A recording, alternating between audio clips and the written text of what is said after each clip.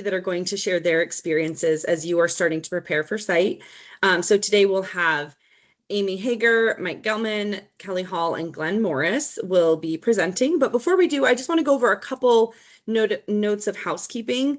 As you've started to get communications from me, you've seen that everything, and I will always reference you back to the faculty site preparation page. So I'm dropping that in the chat. If you don't already know, I would save that. Link it, that's where everything will be housed, and I will send updates when something new is put on that site. But that houses all of the information that you will need for this summer. One new item that will be uploaded after this call today is the faculty orientation packet, and that's what we will discuss today. So I'm just going to highlight a couple snippets from that. This is something, if you've taught before, you're quite familiar. It'll go through the cadence of the week, so what to expect from that Sunday through Thursday. Things like where you'll have lunch, how to get to the site itself, things to note of what to bring. I would say clickers, some to think of is bring a clicker or a adapter. We have found over time that most sites have all the adapters needed, but if you do have a device that is kind of outside of the HDMI world, pretty much, or HDMI, I think is pretty much the standard. If you have some kind of one-off, I know some people like to use like their phone for the clicker, make sure to have what you need on site. So that will house all of the detailed information. And if you have questions, please let me know. But just a couple things to pull from that as you're going into the week. And Nicole says, happy to navigate stomping grounds at Northeast. Thank you. I would say Northeast is one that is a little bit more spread out than the other sites. So for our new faculty, please be sure if you have any questions leading up to site, let me know. I wanted to, and I've referenced the grid. And so this is something that is really the master document of all of the faculty that are teaching on site. And I wanted to share with you a little bit more what it is that we'll talk about. And these will be uploaded to the site shortly. We have had some final last minute faculty changes, but I did just want to go through it with you all so you understand what you're looking at when you see this very colorful, very busy document. So this right here is our Southeast grid. And the best way to understand this is it goes from left to right. And as you can tell, the dates are noted here. So really it's going by chronology. So Monday, Tuesday, Wednesday, and then your Thursday. If you're teaching us, you'll see sections noted. So at one of our summer sites, there's 2 sections for each class level, and winter is the other one that has this. So for example, there's 2 classes of first years. There's 2 classes of second years. So that's denoted by 2-1, 2-2, 2 classes of third years, 3-1, 3-2. So if you're teaching, let's say, Jeff, I know you're a new faculty here, and you'll see, section 1-1, C125, hiring, firing, and everything in between.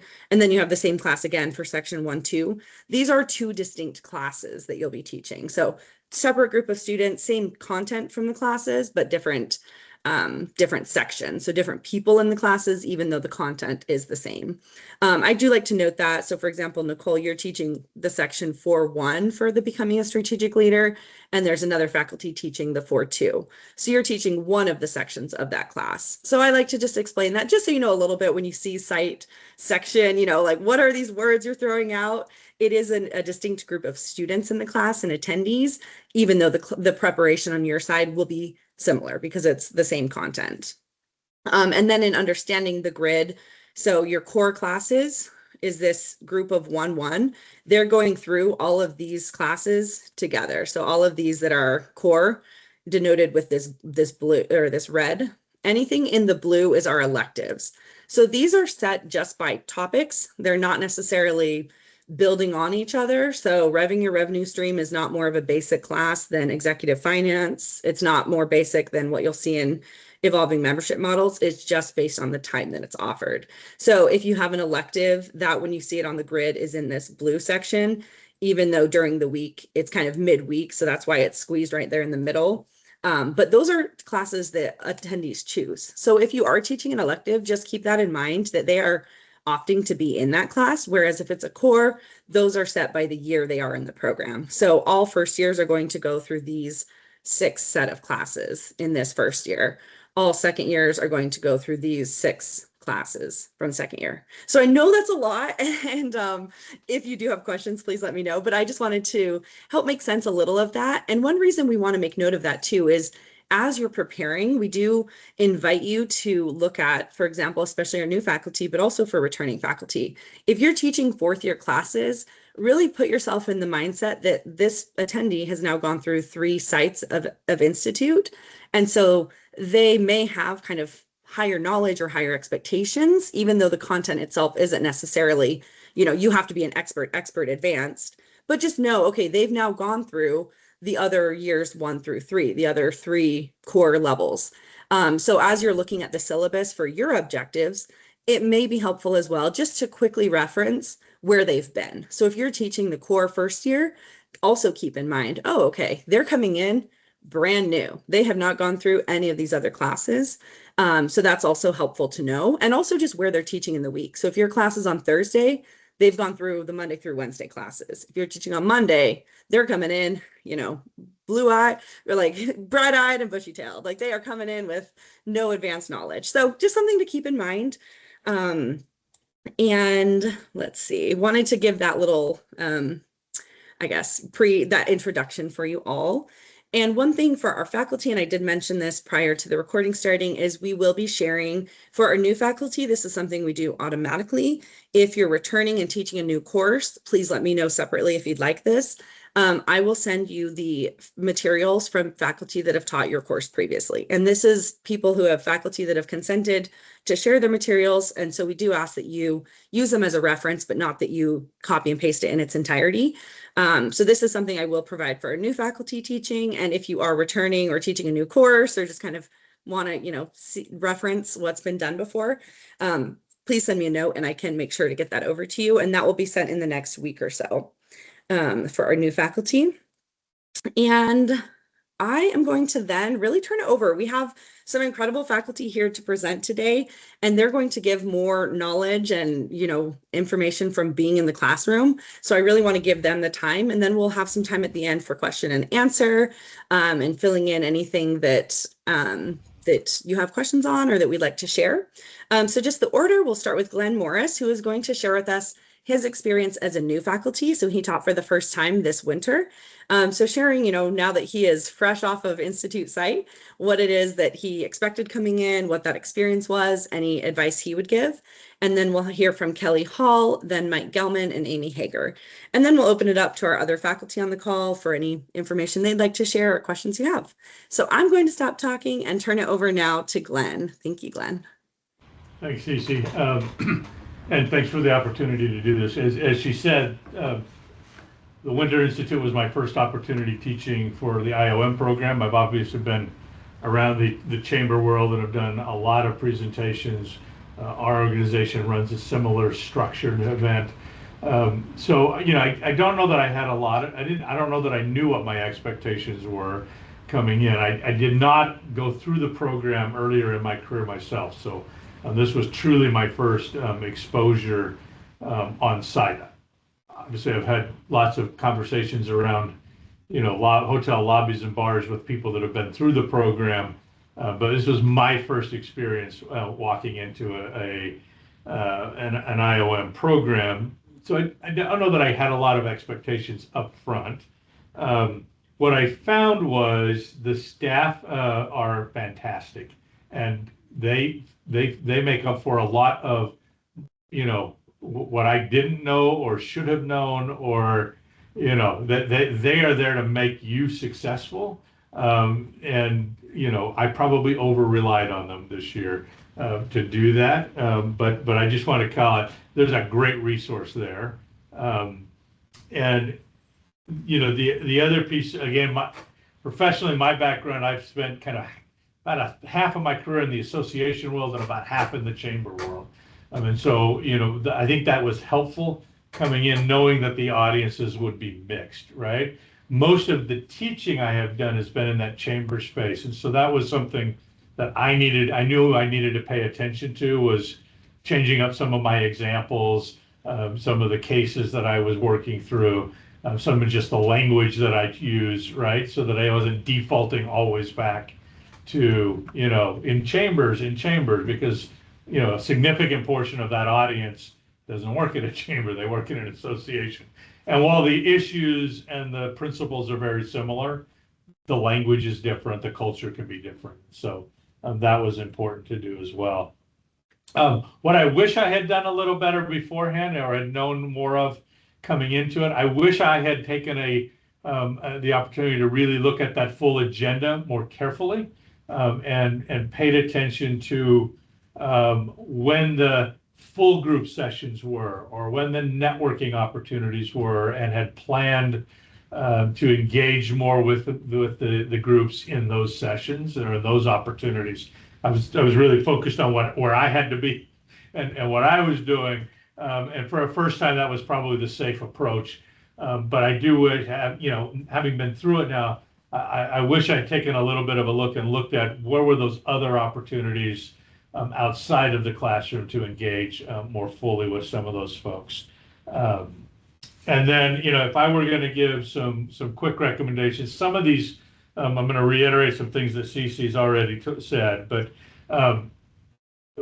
going through that roster, so they'll send you the roster after registration closes, so that again, is this a heavy, chamber group, or is this a heavy association, or what kinds of associations, so that again, you can try to find examples, or at a minimum use language that is familiar to them and makes them feel like you're talking about their situations. And so, spending some time, and the good news is they send that out, a fair amount of time in advance. So you do have some time, if you take it, to make those final little adjustments and tweak some of your presentation based on who's really going to be in the room, right? Are they all CEOs, or are they mostly staff? Again, those kind of details I think really matter. Cece mentioned the materials that are available from former presenters. Absolutely go through those, reach out, have a conversation. What were you trying to achieve? What did you find the discussions to be about? Where did things get sticky in the subject, right? One of the new courses that I took on was the ethics course, and that could go every direction and all directions. And so having the opportunity to talk to 2 or 3 people who had taught it recently and kind of get a sense for where does that class go, right? Where does the group take that was really helpful. But at the same time, at the end of the day, you have to present you, right? You have to bring your content and knowledge. I think we've all sat in a room where somebody who's trying to present somebody else's deck, and it doesn't go well, right? Or you're trying to put your voice into their stories, and again, that doesn't well. So use them for context, for history, for understanding what you're walking into. But at the end of the day, bring you, and it's okay if what you bring is different than what they did, as long as those core learning objectives get delivered. And then the last piece that I would do, and I think this is not new to everybody, but I think it's important to call it out, right? Nobody wants to sit for 2 or 3 hours and listen to me. And I'm really clear about that, right? So, finding ways to engage, at this level of professional development, people learn best from each other. And honestly, that's what they came to do. They didn't come for me, and they didn't sign up for 3 hours of listening to me talk. They want to talk to each other, right? And I think particularly the more advanced those classes get, they've spent time with each other. They're starting to get to know each other. And so the more you can engage them, even if it means you don't finish your deck at the end of it, because the class, needed to spend some time in a particular area and, chase down a rabbit hole, at some point you should hold on to the ground and be able to pull them back. But let them kind of, help learn together. With one caution, I would say, because of the accelerator model that some folks are on, you may walk into a 3rd or 4th year class and assume that everybody's been there together for 3 or 4 years, and there may be a portion of that class that it's the first time they've sat with that group, because they're doing the accelerated registration, and they're moving from site to site and class to class. So yes, they know each other, build on that, use that to your advantage, but recognize there may be a couple of people in the room that are like, I don't know any of these people and I'm scared to talk because I'm the new person, right? And you have to find a way to engage them. So anyway, those would be my tips for getting us started. And Cece, I'll kick it either back to you or over to Kelly. Yeah, thank you. I'll take it. Thank you so much for sharing. I love hearing it, and it's helpful for me as well from staff side just to know how to best help new faculty with your experience. And you definitely do not rely too much on us. We are happy to help. So any questions you have, please let us know.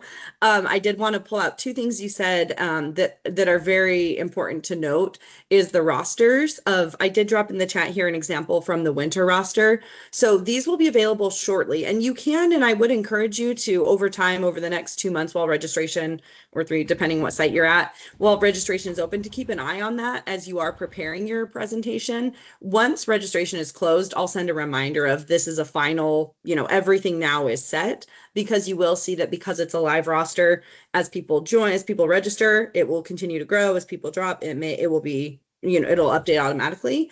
So over time, you'll see some changes, but this is really helpful generally to see both the demographic of attendees and the geographics of where they're coming from in the country, what organization type. If you're teaching electives, there is on the last column the order may change, so it may not be the last column, but it'll have on there the class level that they are. So if they're a first year, if they're a second, third, fourth, that's helpful to note. If you are in electives, that's one where you are getting the mixed bag of everyone from all years, rather than in a core class where everyone is set. And you did reference, Glenn, the accelerated registration. So that's called what we call fast tracking. And that's where an attendee may choose to attend a site, more than one site in a year. So some attendees, I would say pre-COVID, the kind of traditional institute model that we saw was attendees would go to one site over 4 years. So they would go to Midwest one year, Midwest the next year, Midwest, and then Midwest. So their institute journey was over the course of 4 years. And what we've seen really post-pandemic, and it was before as well, but definitely, we can make note that that's accelerated, is after the pandemic, we started to see more fast trackers. So people would do typically one winter site, so the January site, and then pick a summer site, a January and a summer. They can also choose to go to as many as they want to in a year. So we've had the very, very few that do 4 in 1 year. There's no limit on how many they can do, but it is up to the attendees how they want to curate their journey, what they want their experience to be. One thing to note is for the second years, so second, third, and fourth years, if you're teaching a -2 section, so again, this is only specific for Southeast, because Midwest and Northeast are smaller sites, so only have one class for each class year. So they only have one first year class, one second year, one third year, one fourth year. At Southeast, it's a bigger site, and you'll see sections 1-1, 2-1. So if you're in a 2-2, a 3-2, or a 4-2 section, that typically means that class is for fast trackers. So we do try to keep for the third, fourth, or second, third, and fourth, the first section, the -1, is typically, and we really try to keep that of those who have been to that year, just to maintain that continuity for the class. So typically that -2 section is for fast trackers. So definitely make note. That's a great insight, Glenn, of, the cohesion is going to look different.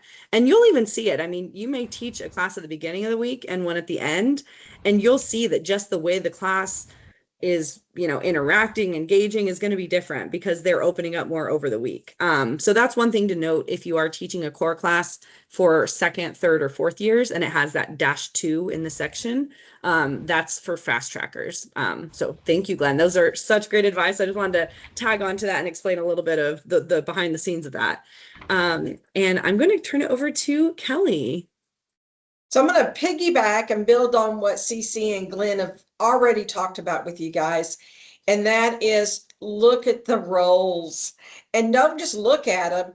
I would encourage you to email your class and don't wait till the week of, because what I have found over the years, many of these course takers actually build their vacations either before or after. So email them about a month in advance and ask them questions. Ask them to email you so you can incorporate their examples into the program, because some of the better reviews I've received or comments I've received was, man, thank you so much for using our examples that are current and our challenges that are current. Don't talk about stuff from 5 or 10 years ago, because even though it's relevant, I think about what someone told me back when it was 6 years.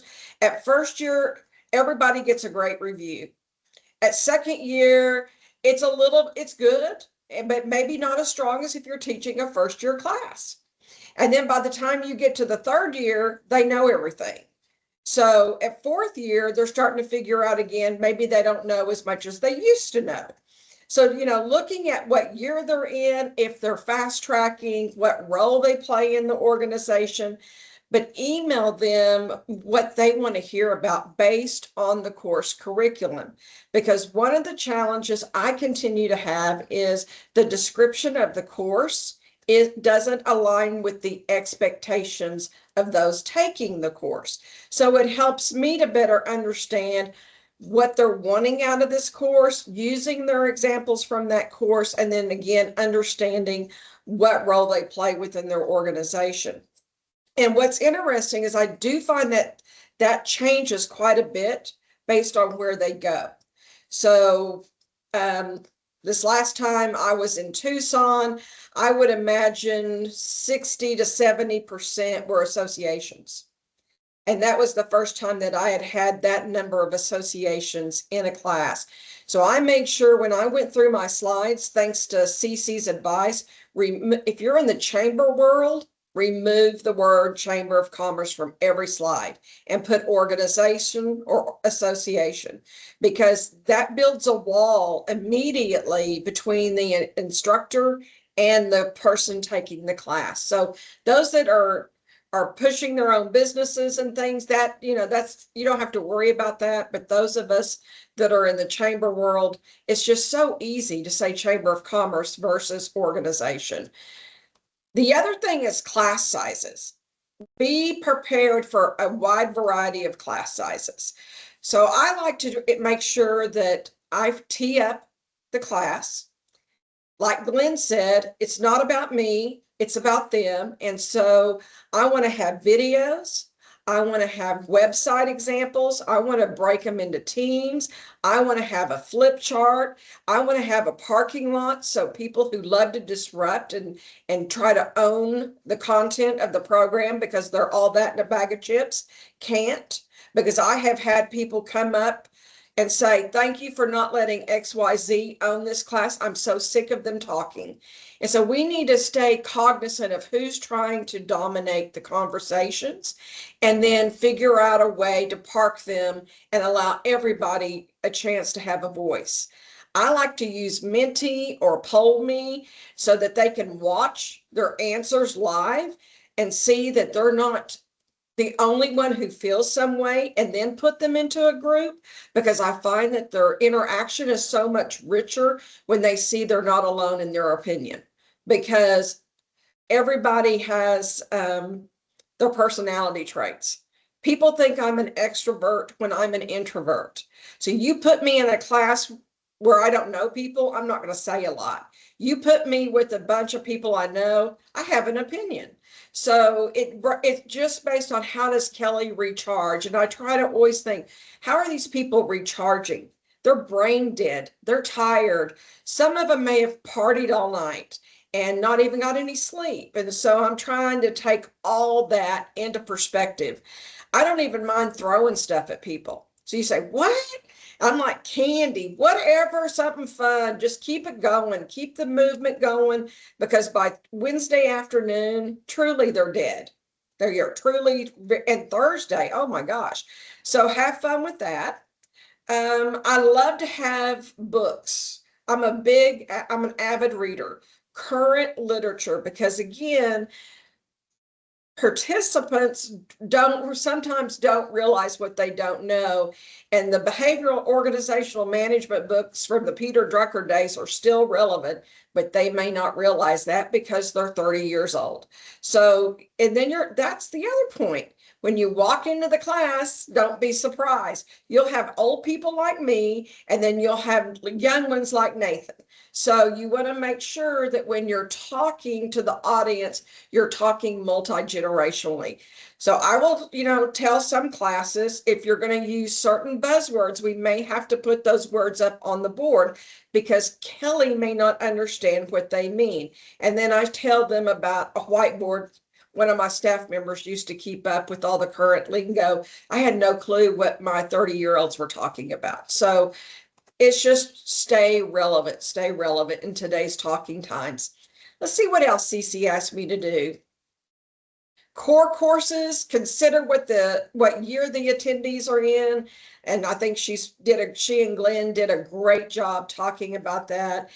And if you're teaching more than one class, there is nothing worse to have someone have you 3 or 4 times and you've used the same examples in every class. So don't do it, because sometimes what happens is, and you've already heard a couple of the instructors are teaching multiple classes. And if you've been asked to teach something at the last minute, still provide fresh content so that those participants that are taking your electives and your core classes aren't hearing the same thing. The last time I taught, I had several that had me in all 4 classes I taught. Thank goodness there was no crossover content. My book recommendations were different in every class. So make sure. Now, my personal recommendation, I know that it's fun to look really good. And ladies, we like to wear high heels. I'm just going to say, if you're teaching 2 4-hour classes and maybe an elective, you don't want to have on uncomfortable heels. Take a couple of pairs of shoes. Be willing to switch out your shoes during the day. It'll save your legs when you're standing. So just for those that don't stand 8 hours a day, be cognizant of that. And then a couple of those Villanova, I mean, you walk. So you want to make sure you're ready to go for that. But it's great experience. Have fun with this. Get to know your participants. Excellent. Thank you, Kelly. That was super helpful. And I love everything you said. I was making notes of things I wanted to add on, and thank you. Like, so many things you said are I really appreciate. A couple things I wanted to highlight. Thank you for mentioning the not including duplicate content. So this is especially important if you're doing an elective or several electives in core. So if you're teaching a core class, you won't have the same audience because core is just the same level. But especially if you're teaching a core and an elective that have similar crossover, you can also see on the rosters which attendees are in both. So that's also really helpful in just making sure you're not duplicating that content. Looking at you, Jim Johnson, when I say, take the heels off, don't wear the heels, can echo that. I agree so much. Yes. They're long days. So make sure you're dressing comfortably. And agree with, I didn't hear you when you said they're partying all night. I didn't hear that part, but I did hear that attendees may come in tired, and you'll see this in the post lunch. So if you're coming off of the lunch break, they are in that little nap time. So be ready to do something from the beginning to get that energy going, just based on the time of day. Throw candy, not things, give bribery always works.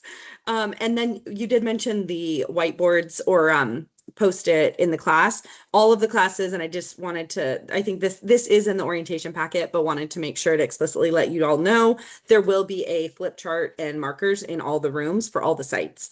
So you will have something that they can write on.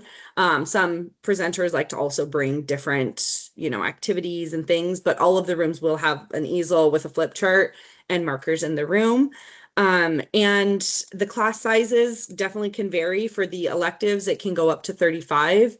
One thing I will note is if an elective at the end of registration, so when registration closes, if an elective is under 7 attendees, it will be canceled. If that is the case, and we will keep an eye on that as registration is going, it's not common, but did just want to flag that if we want to make sure it's the best experience for attendees and for you as well. So we keep an eye on that, and I will connect with you if that be the case, but just wanted to flag that as well. Again, we do limit the number of electives that are offered at each site so that they are higher attended, so we don't run into that issue. But just wanted to mention that as well for class sizes. And thank you again, Kelly, for everything there. And I am going to turn it over to Mike Gelman to speak. Perfect. Hear me okay? Great. So there's been some really great things brought up here. I don't want to, repeat things and put an eye on the time here, but a couple of things I did wanted to talk about. And you need to be your own presenter. I'm always learning from other presenters, but you got to be who you are. But a thing that's ended, and Cece and I talked about this before. I'm big on having learning objectives in the front of end of a class. I think it helps, and that can mirror the curriculum, which it should, but how you divide up the program. So I like that, and it's my chance at the beginning of a class to go through the learning objectives for a few minutes, and sort of I can read the room off of that and such. And I assume, I think another real important point is that even when you're doing multiple classes, that every class will be different, and that's good. You really want to keep an eye. I don't like instructors who teach to themselves. I like to teach to the room. And if you assume each room is going to be different, your evaluation, everything's going to go really well. So I think it's really important to keep your eyes open. And the best way I think it is to make sure that the classes are interactive as possible. I think everybody's talked a little bit about that. And the interactive doesn't mean you have to go into a case study. I mean, sometimes that's appropriate or not. I look for multiple interactions versus, doing a big breakout session that might take 20 minutes. And it's really topical. I'm doing finance classes. We have a lot, so more technical, like legal and areas, I'm trying to get to more topics, but I'm always looking for interactions that sort of teach that Socratic method by asking questions. Got to be careful that the same people aren't answering them all the time. So that's a balance. I always do the Washington thing. One good thing about living in DC is you learn to say, that's interesting. I want to think about that, which means it's like, I disagree with what you're saying. And then, and let's talk afterwards, type of thing. But, you gotta, the interactive part is really important.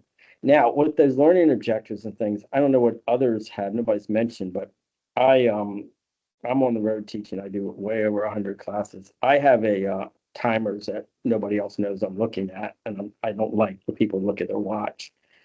So, some people are keynote speakers, you might have a timer no one else will see, or a teleprompter.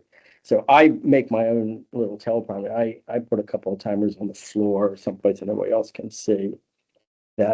And I generally have just not hard times that I know I want to be, 1/4, halfway, with the classes that have breaks, that's a bit of a help, where you want to be at, and keep an eye on that.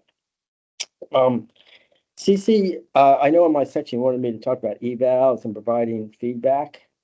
I Yeah. think faculty should, think about that a little bit, providing, but when the evals come out, I think the IM does, I was just going over evals from another program I was teaching in, and I think it's important to look at them. Yeah, you also got to look at them with a little bit of grain of salt. If you have 40 people in the room and 37 of them are really happy, I always like to, throw out that one low, but you'll take a look and you'll see some things, and you can pick up on some things that usually they're never technical. They're like simple things, slow down, going too fast, or type of things. So just wanted to bring that up there a little bit. The last thing I wanted to say is, and I think everybody here is, be aware of, as best you can, of the other topics and what they're covering. Not so much to say agree, disagree, but to reference that. I think people feel like that's one of the best parts of IOM is all these pieces are interrelated, and we do overlap. I always think like finance as a piece of wherever there's always a financial implication affecting financial health and sustainability. So I just always like to be aware of what others are doing and such. And I'd like to repeat one comment, Cece, if I could. I think the most important thing is keep your eyes open. Get to a class a little bit early so you're not rushing, and you get a chance to talk to people a few minutes ahead of time. And then, as I said before, I think, give them something they can use. I know the classes end on Thursday, but I always like to say when they get back to where they're going back to on Monday, they can put some of these things into play. And I think people really appreciate that. And I like to make, I'm lucky because of the finance team. We have templates and all kinds of worksheets and things that we can provide and such. And for example, I know a lot of you do this. I'm just sending over. We have an all volunteer educational website. I just put up here, SC4N. So we post new podcast articles, templates, and things every week. We've been doing it for almost 6 years now. Actually, March is 6 years. Holy crap! We started with the COVID, and it's great for people to know that you got current things. And I know almost everybody here is doing something along those lines. So, we're trying to provide things that they can, walk away with. Excellent. Thank you, Mike. And in speaking on the survey, so this is something we do ask all attendees to fill out at the final of class, or we do ask that you ask. They are also advised by their class advisors. And class advisors are for those that have not attended Institute that will be teaching. It's the volunteer that is with them in the class. So somebody that will be doing introductions at the start of class. So they'll either ask you if you would like to do your own or have somebody from the class do it. And that's why you'll see in registration when we ask for your bio, we do ask you provide it. They'll be the ones doing introduction, taking attendance, and also telling the class, reminding the class of the evaluations. You'll see what we've seen for whatever reason. It becomes very competitive between the class sections of, they really want to get those evals in. So it's a great problem as we get a high participation in completing the course evals. And it's very useful information from what we hear from our faculty. Also, like Mike said, take it with a grain of salt. So a couple questions we ask them is, and I'm happy to share this if this is useful. It's nice to see just kind of what questions they'll be asked. Before I do share this, one thing I want to remind for for returning faculty is that in the past, we did have a QR code that we asked you to put on your PowerPoint for them to fill it out. We no longer need you to do that because there is a different QR code that they will already have on their name badge. So if you do have former presentations that you're planning to kind of, update and reuse, we do ask if you can take out that QR code because that is no longer the route that they are completing those. So if you are returning, that's something you can just remove. For those that are new, disregard what I just said. You don't need to worry about it. And then just to share, this is what the course evals look like. So this is the description that's on the evaluation, just to really frame why we're asking or what questions we're asking. One reason we included this is in the past, we got a lot of feedback on the evals that is more pertinent for our final site evaluation or our site feedback survey of like, the room was too cold. I couldn't hear this. And that's not something that is going to help us from a curriculum standpoint. Really, the course evals are intended to help with faculty and curriculum or focus on our faculty and curriculum. So it's a reminder, and this is a great reminder of Institute classes are designed to help in all facets of running a nonprofit. So for example, you might be teaching a core class of marketing and have somebody from advocacy that says, like government affairs says, this class doesn't, I don't need to know this class. And they'll, tank the evals because they're like, this wasn't important to me. But the purpose of Institute is that you're exposed to all facets of running a nonprofit, whether or not they need to know it now in their current role. The intent of what they're learning is to provide them knowledge on that. So really just helping to reframe that you may not need this information right now, but that's the intent of the program is core classes are for what you need to know. And we're asking for feedback on curriculum. So again, any general site feedback, if they're saying the room was too cold, I didn't like my class, this is a different survey. Please don't include that here. Course evaluation is anonymous and shared with faculty. So it is, you'll never see who it is that provided that feedback, but we do have that in case there's an issue that we internally need to follow up with. And faculty, we do ask if you can provide several minutes at the end of class for attendees. So if you can give 2 to 3 minutes, because you'll see at the end of class, they're ready to jet out and go get food, water, drink, move on to the next class. So these are the classes, is what class, their email, would they recommend this instructor, rating that 1 through 5. The instructor tailored this course to the nonprofit industry. The course increased my awareness and knowledge on the subject matter, whether it is relevant to my current role or not. We're really trying to hone that in.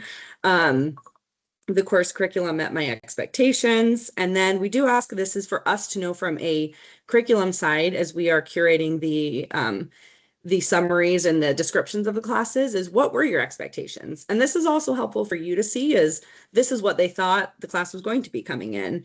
And then we ask, what is one takeaway you learned from this course that could be implemented in the next 6 months? So really we want to get them thinking on that actionable next step. What's one takeaway that they can do with this, whether the topic is current or not? And then what feedback would you like to share for the instructor? Please be professional, constructive, and thoughtful.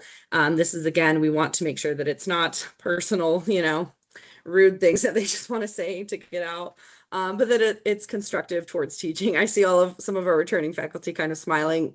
Attendees can be brutal just for no reason. So we want to make sure that it's constructive and helpful. But I hope that's helpful to see what those course evals are asking. And again, we do ask if you can save a couple minutes at the end for them to provide that feedback. It's very helpful and helpful for us as well from the curriculum standpoint, so that we can continue to set up you for success based on the objectives that we are providing to you in the course syllabus. So thank you again, Mike. I just wanted to highlight some of those things. And now I'm hoping you've really never said that. That's interesting line to me. Now I'm like replaying all of our interactions and rethinking, has Mike ever said that to me? I'll be thinking about that all day. Thank you. And on that note, we're going to turn it over to Amy to share. Oh, I love that. Thank you, Mike. Thanks, Cece. And just to kind of, before I dive into the interaction part of kind of what I want to talk about today, I did have a student last year who was very disrupted and did not agree with a word that I was saying while I was teaching. And it threw me off a little bit. But the thing that I will say is you are in a room full of adults who facilitate often and who also stand in front of people often. And so we kind of worked as a group to get over this other students' issues and move forward. But it was jarring for a second. It wasn't something that I expected from this. And so you just know that you guys are all there together, and exactly like we are facilitating and we are leading, but we don't necessarily need to be the experts all the time. And so when you are thinking about engaging with the different classes, and whether they're a core or an elective, I think the engagement can kind of be a little bit different. My biggest suggestion is really use that roster to prepare. And maybe you'll notice it's a good even split of chambers and associations, or you'll realize that, all right, there's a lot of executive directors and a small pool of other people. And so go into your sessions, if you're going to do some sort of smaller group work or anything along those lines, go in with a plan of how can I break these people up so that they can interact and really learn from each other. And sometimes at the beginning, I'll even say, all right, associations on the left, chambers on the right, or something along those lines. So that way they're in a configuration that will really help them mix and mingle throughout the entire class. And when you're thinking about the pre-site, someone did say, send that email out early. I 100% agree. As someone who graduated, someone who's been a class advisor, and someone who's facilitated now for a little while, I think it's really important. And if there is any pre-readings or pre-podcasts or anything that you hope they'll engage with, and the keyword is hope. I wouldn't put anything that they absolutely need to know before they walk into that room. But I do think that pre-site email is great. And then even that post-site email and sending any follow-up materials and things along those lines that you've talked about, links to websites, books, etc., really helps engage. And also it helps build that relationship. I've had a ton of students that I've stayed in touch with, and they'll check in and tell me how they, executed this marketing strategy idea that we kind of came up with, or whatever it might be. So it does build those relationships really, really well. And in my pre-email, I will ask some questions. What, especially if it's an elective, why are you taking this course? Is there something specific going on? So that we can kind of prepare and talk about it. But I think also this was touched on a little bit, but the group sizes do vary. And so pay attention again to that roster. And, if it is a smaller group, maybe it's just easier to stay together and popcorn ideas and share, but it is a long chunk of teaching. So it is nice to get them engaged, but yet they do want to learn something from us as the experts. And so it is that delicate dance of, okay, where can I put some exercises in, maybe 20, 25 minutes into it, or even, again, if you're right after lunch or the first thing in the morning, to kind of wake them up, kick them off with something. Um, I think the other important piece about the rooms is think about your movement as the presenter. I'm a walker, and there's not always a mic in the room. The rooms are typically kind of small. You may be in a larger room with like the auditorium type seating. But if you are a walker and you walk to the back, don't hang out too far back there, because you don't want people having to look over their shoulders to really hear and engage with you. But also try to stay where people can keep their eyes on you and really engage with you that way. Um, I think that's kind of all that I really wanted to touch on, but I don't know if there's any other ideas from the other faculty that they want to throw in the chat, or even if you want to unmute yourself, that have worked really, really well to get people engaged, or engagement activities. You know, having handouts and worksheets tend to work really well, and you can get those to the staff beforehand, so that way everyone has one. You know, it could be something that they're filling in. I've been in a session, and I don't know if it was at Institute or where this was, but it was almost kind of a Mad Libs type situation that they were filling out throughout the class, or things along those lines. So if there's ways to get them, you know, just from not sitting and listening to you the whole time, and you can really bring in that hands-on interacting, it doesn't necessarily need to be always them talking to each other in a breakout. It can be that wide variety, because you are up in front of them for quite a while. So I am curious, and I do want to open it up to any of the other faculty. Are there any really great engagement activities that you do in your classroom that you want to share? And I see Colin has his hands up.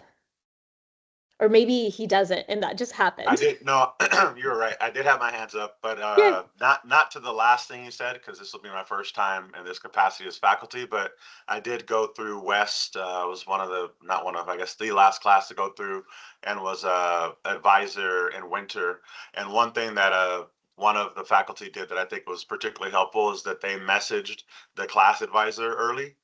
Oftentimes the class advisor has pretty good information on the cohort that's going to be there, how many have been together, for lack of better words, if it's a more lively group or less lively group, that helps. And then being able to share some of the not necessarily stories, but to Glenn's point he brought up earlier, whether it's, you know, more associations or chambers, larger, smaller.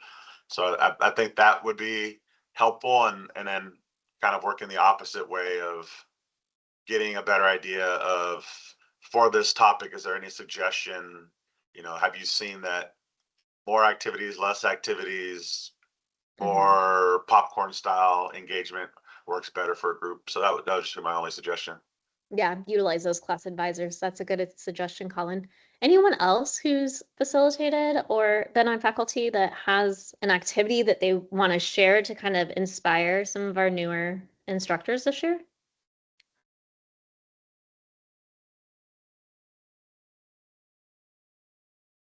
All right. Well, I think that's all I have today, Cece. Excellent. Thank you so much. That was very helpful. And as it's been going, also taking some notes of things I wanted to highlight out, just to remind and really shout out to the advisor comment.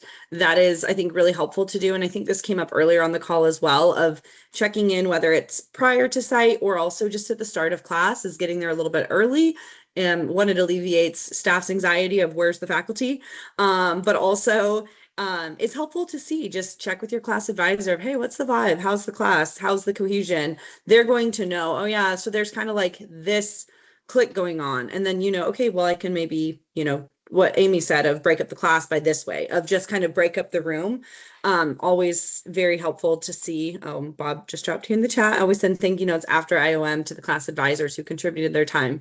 Truly, they are doing the heavy lifting that week. Of, you'll see in class, you know, they are herding the class throughout the week. And for the first years, especially, that's a heavy lift. Of, they are new and really have no idea what they don't know what they don't know. And so your class advisor is doing a lot and they are giving their time. So we are so appreciative of their time there. And they also are a wealth of knowledge of how the class is and how you can best kind of fit into that for the best experience for everyone. Amy, you also mentioned the sending emails prior or after. I would say the after is one that you don't see as much of. And so I think it also is very impactful. I've heard on other faculty calls, some that do it, 6 months after. You by no means have to. This is not Institute staff saying you have to. This is just sharing what others have said they've done. And, if it's set a goal of what you want to do in 3 months and then sending a follow-up. You always kind of see different sides of how that looks. So utilize the class rosters, utilize the rosters. Can't say it enough. And those will be available in the next week or so. And I will communicate once those are up. And again, they will finalize once registrations close for each site. The peer-to-peer sharing that you mentioned, Amy, is one of the highlights of Institute. That's something that we hear consistently, as it's both the knowledge of our faculty pool, who you are also knowledgeable and incredible in what you know and what you do. And also it's helpful for attendees to learn from each other. They are going to go back, and whether it's seeing the same group of attendees at the next year site or just as they're going on in the industry, of when they need to call someone and they're having an issue, they often turn to each other. And so it's really helpful to hear and learn from each other. So however you can both provide content and facilitate that peer-to-peer sharing is invaluable and a big part of Institute. And you did mention as well that often attendees will reach out after. That's something that we completely encourage. We love to see it. We do ask that you not self-promote at the start of class of, okay, here's my services, here's my breakdown. But you are welcome to bring materials, and there is a table in each classroom that you can leave, whether you have, a QR code or physical materials you'd like to leave, or if you want to, as Bob Harris said at the start of the call, put something in the silent auction. You're invited to, but not at all obligated. Some faculty have also donated a session or a consulting of some sort, depending on the work that you do. If that's something you'd like to put in the silent auction, it also is a great way for attendees who have had you in the class to contribute to scholarships for the next year and stay in touch in that way. So you are welcome to share the work you do, just not explicitly taking the class time. But if you'd like to bring materials, we do invite you to. And you'll see as well that attendees, just by having you, will reach out and stay in contact. And it's a great network to be a part of. Once the room assignments are made, so this is something we typically are waiting from the university conferences on, of once we know the rooms that we will be in, I will send out the rooms, your room assignments, and if we have them available, pictures of the rooms, just to help you gauge a little bit the size of the room, the layout. Again, that is subject to change. We are at a university conference kind of a building center, depending on the site. So that's all subject to change, but it is helpful to see and just get a general gauge of what to expect. And one thing, the most important, is the materials. We do ask that you submit those prior to site. This is something attendees will come in with booklets of printed. Still to this day, they come in with binders of all of the slides printed out to take notes on. I know we live in a digital world. Some people really like that hand, having the physical copies. And even now we've had graduates from past years that say, yeah, I still have my IOM binders, from when I attended. So we do ask that you provide those prior to site.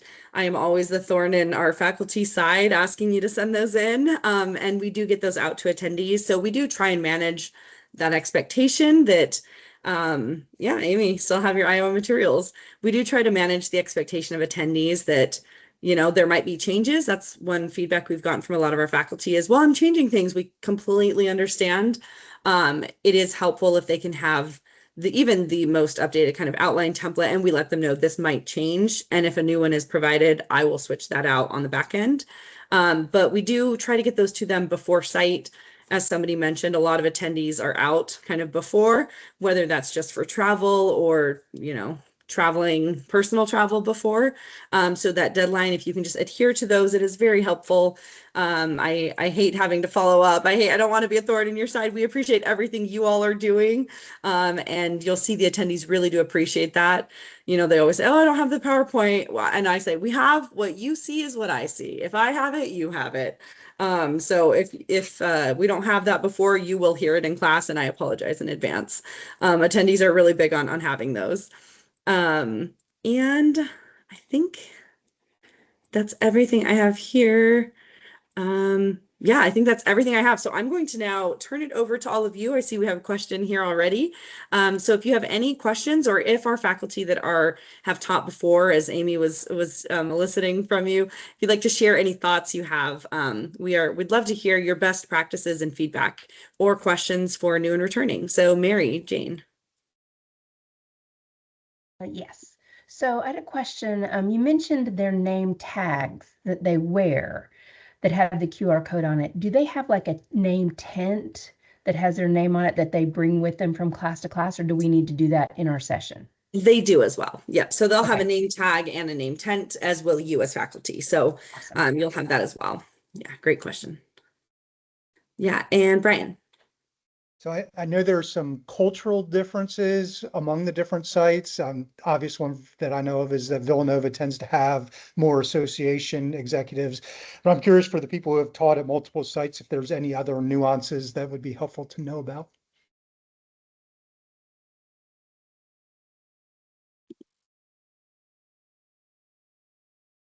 So Yeah, I think, yeah, I think the key is I do a quick rundown of the attendee list. Like when they first come out, and then when it gets closer, I look at it again, just like to get a feel for that. We have a lot of C3s in the room now. It affects a lot. I come out of the C3 world, but if it's association, chamber, foundations, multiple entities, I am assuming every class is going to look a little different. Yeah, I was Brian, gonna if I could jump in on that, and just to say, from a classroom standpoint, for those who have not taught at or seen Southeast, that most rooms at Southeast are decorated with a theme, and they have a lot of snacks in the back. I know that can be kind of surprising for some faculty, and if not distracting, hopefully it's not. But that is something that I would say, particularly at Southeast, because that's unlike any of the other sites traditionally. Yeah. Brian, Can you Brian, this is expand on Kyle. decorated? Yeah. Hey, Brian, this is Kyle Sexton. My Hey, Kyle. experience in Northeast is you get a lot of folks from Washington, D.C. area at that location. And New York City. Yeah. Yeah, and Amy, were you saying something too? Did you want to share? I was gonna say, again, being at all the sites, how large Southwest is, I mentally was not prepared for until I walked in, but the decorated rooms and such. But it depends again on the class and how well they're connected. Sometimes they have a class name or a class theme. We had class t-shirts. And so it really depends on not only the site, the class advisor, and if there is someone who takes the lead in each class for kind of organizing things. So it is a mixed bag of how well they're already connected as a group, especially if you are teaching one of those core classes. But I would say that when I walked into Southwest and I saw all the snacks and all the decorations, I was like, these folks are dedicated. Yeah, the decoration, and Kyle mentioned the kind of the background or geographics where Northeast attendees are coming from. Northeast is our most heavily association attended site. And so you'll see that just by nature of that as well, they are a little less, how do you describe it? Energetic, like the chamber person and an association person carry It's a little themselves more differently. serious. They Yeah. carry themselves differently, yeah. Yeah, it's just a little more serious. Brian, Yeah, neither is another, that, just another reference for Southeast, since you mentioned the heavy association nature of Northeast, Southeast contains the largest amount of 1-person to 2-person chambers, or even volunteer-driven chambers themselves. So that you might, if you're talking about something you're like, you should tell your staff this, they're like, it's just me and this part-time intern that I have. So keep in mind the workforce behind the entire thing. Great observation, Nathan. Thank you. Yeah, I would say Southeast is also, and Nathan, correct me if I'm wrong on this, the most between the summer sites, the highest chamber representation. Northeast is your highest association, and then Midwest is the mix of a little bit of both. Yeah. Yeah. Yeah, great question. Colin. What would you, it sounds like the short answer is yes, but in terms of a longer answer, what would you say is an average amount of time as faculty you'd have to outreach or engage the future student population? Because I think of like whoever was just mentioning or whatever site, I think it was the Southeast that you said has more of the single or individual. I'm going to be in Northeast, so obviously more association, but to kind of laser focus some parts of the presentation on what particular types of association needs. Obviously I can look at the roster like Mike was mentioning, but just curious how far in advance usually would we know the final roster? So the final rosters, the registration closes, I believe it's a week and a half, 2 weeks before. I can pull up the exact dates for those, which is when registration is finalized. I would say your early enrollment deadline is when you see the slowest drop off after that. So people are still registering, and that's about a month before site. People are still registering, but the registration cost goes up by 200, or the discount ends at 200, depending how you look at it. So I would say after early enrollment, you still see registrations, but at a much slower kind of pace than before that. So a month before, and also if you are sending communications based off of that roster, you can just keep track of where it was when you sent it and any that have changed after. But that is typically the mark where we see kind of the fewest changes. Northeast is one where the cost incentive is not as incentivizing for association. So you'll still see more registrations. It may not slow down as much as other sites after that, but for the most part, that early enrollment 1 month before is pretty standard for when it's mostly finalized. Yeah, thank you, Nathan, for dropping those. And Jeff, Nally. Hey everyone, this is my first time out. So on the handouts, what do participants really like? So I'm going to submit them. Do they want one PDF file that has all the handouts in them, or do they want each separate PDF file for worksheets and all the resources I give them? What do participants want? I mean, I feel as a hoarder of the documents from when I went through, I do like them broken out into the individual things, but do make sure you label it for the class you're teaching it. So, whatever, 360, speaking to the media or whatever. So that way, when they either print them or keep them filed, I have all of mine digitally filed in folders. It's a lot easier for them to reference it. You could put your name also in the title, so that way if they are searching for it digitally and they remember, some Jeff guy taught this, at least that could also pull it up as well.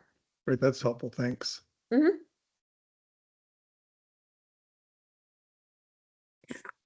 And then just wanted to share in the chat here a question of, you may have seen some of those graphics of the I'm Teaching at Institute. So we do have that. It is on the faculty resource page under the faculty press relief and social post. And then it's on the Institute Media Toolkit. So that is linked on the page. We welcome you to share that. It's a great way to share in your networks, and please tag us when you do. It's great, to get that word out, and also hopefully in your networks as well, those that are familiar with Institute and attending can watch for you in registration as well. And I know we have a couple minutes, couple things I wanted to make note of, and please, if you have questions, raise your hand. We'll still get to those. For those that are joining, you may know if you've been before, or for those that are joining new, on Tuesday night at each site, we do have a faculty regent or volunteer and staff dinner. It is the highlight of my week, I would say. It's a very nice way just to get off site, a little more casual, informal. The food is covered by Institute and drinks are on your own. That is different at each site of where we do it, but just make note if you are there, and we do try to ensure that new faculty are scheduled in a way that you would be able to attend if your schedule permits. But Tuesday night, just flag that there's a dinner that evening, and more details will be given prior to site. And as you are booking your travel, I know this can be a little confusing, that for faculty, everyone is coming and going based on your schedule, although the site itself is service from Sunday to Thursday. If you're teaching on, let's say, Wednesday, Thursday, you would arrive the day before, so Tuesday, and then everyone departs on Thursday. You'll see the mass migration to the airport. And then if you're teaching, let's say, like Monday, Tuesday, arriving on the day before, departing the day after. So if you do have questions on that, please let us know. And you are responsible for booking your transportation through our travel agency if you're flying. And then if you are driving, please let me know if you haven't already. And we do book your hotel, your accommodation. So you do not need to worry about accommodation. We'll book that and get that communication and those confirmation numbers to you prior to site. So do we not have to come on Sunday's registration? You don't have to, Nicole. So if you're not teaching on Monday, you don't need to be on site until the day before or the day of when you're teaching, but we encourage you to arrive the day before you're teaching. Although the week does go Sunday through Thursday, you are going to be coming and going based on your teaching schedules. So I know that is a little different. So please let me know if you have one-off questions of what day should I come, what day should I go, let me know. Again, you are responsible to book transportation, but we do accommodation and we'll get that to you. And then we'll have our next training coming up closer to site. So today was really the overview and getting you started on as you're preparing. The next training is going to be closer to the sites.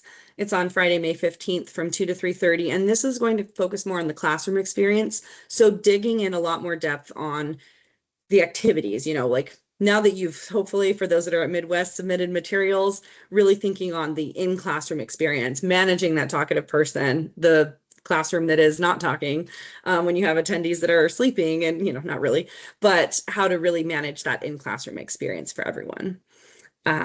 So with that, thank you, Bob. Any final questions before we go? I want to respect time, but really appreciate everyone who has joined, and thank you to our facilitators today for sharing your perspectives. Amy, Glenn, Kelly, and Mike, you guys are great. And for those that have shared your experiences as well, for other faculty on the call. So please let me know if you have questions, and I will see you all hopefully very soon. Thanks, everyone. This was great. Thank you very Yes. much. Thank you. Bye, everybody. Bye. Thank you. Bye. Bye-bye.